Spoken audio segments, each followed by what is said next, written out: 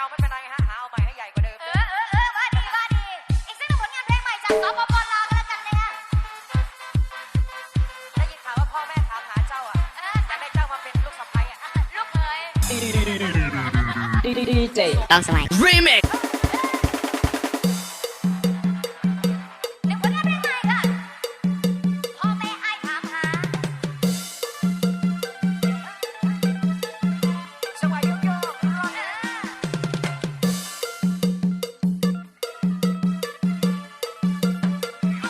่อแม่ไอ้ถามหาไปใส่แล้วนะตอนนี้ยังพยายามนะเลยอยากให้เจ้าหันหลังมาช่วยกันเวียน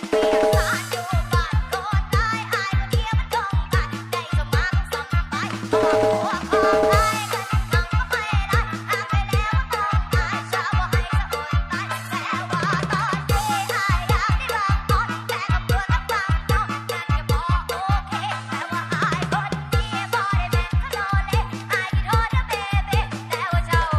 บ่ดีเจต้องสมัย Remix ว่า